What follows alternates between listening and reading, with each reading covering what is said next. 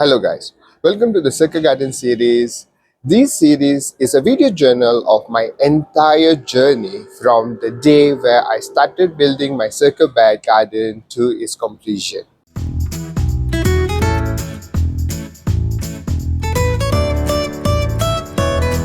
Back in 2019, I started this circle garden project. I managed to build almost two circles before the world suddenly changed. When COVID hit, movement of restriction made it impossible for me to visit my dream garden. So since I live very far, the project have to put on hold.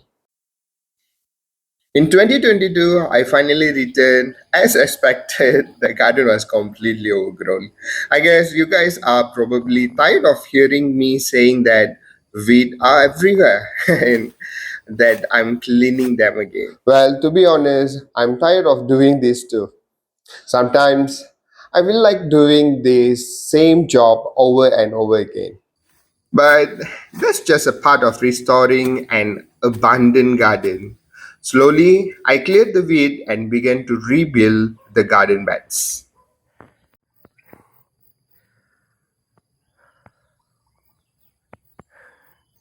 The reason I choose to design a circle garden bed is very simple. Since I don't get to visit my garden very often, I wanted a system that could make better use of rainwater. The trenches between the bed are designed to capture and hold water, allowing it to slowly soak into the ground and increase the soil moisture over the time. This was my first step towards building a garden based on permaculture principles.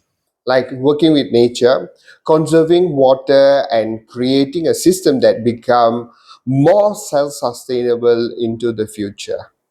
I decided to make each trenches a specific width for a reason. The spacing between the circle beds allows for better airflow and ensure that the plants receive enough sunlight for their growth. But there is also a bigger reason behind it. From the beginning, my vision for this land has been very ambitious. I don't just want to grow vegetables, I want to build a sustainable and integrated garden on this small piece of land and hopefully show others what can be achieved even with the limited space. One idea that I held onto for almost a decade is to build a chicken tunnel along these trenches. The chicken would able to move through the trench, eating insects and small pests while naturally fertilizing the area with their manure. Over the time, the organic material in the trenches will break down and turn into rich compost for the garden. To me, that is the beauty of integrated system. Every element has a purpose and support the others. I've been carrying this dream for many years now. Sometimes it's a little difficult to watch people on social media successfully build similar system while I'm still slowly constructing the basic circle beds. Back then, I used large chunk of soil that came out while digging the trench to form a border of the circle bed. The smaller soil clumps and loose soil were then used to fill and raise the planting bed. At this stage, I didn't want to spend any money. I simply wanted to make use of the materials that were already available on the site instead of bringing in additional resources. Then came something special, the wood chips. I collected it from Klang's Landscape and Recreational Department.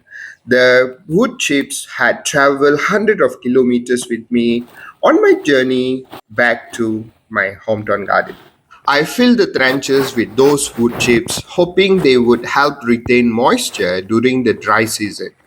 As they decomposes, they will also add organic matter and nutrient back into the soil. At the same time, they should help maintain the shape and height of the circle bed. After that, I planted katuk around the border of the circle bed. My hope was that their root would help hold the soil together and prevent the edges of the bed from collapsing over the time. As I mentioned, I really do want to spend money or take risk to this garden. I wanted everything to be simple and low cost as possible using whatever nature could provide. Back then, I also didn't visit the garden as often as I do now. And as you can probably see, the weed quickly took over again. Can't even see any circle beds. So once again, I found myself doing the same familiar job, which is cleaning them out. And the cycle continues.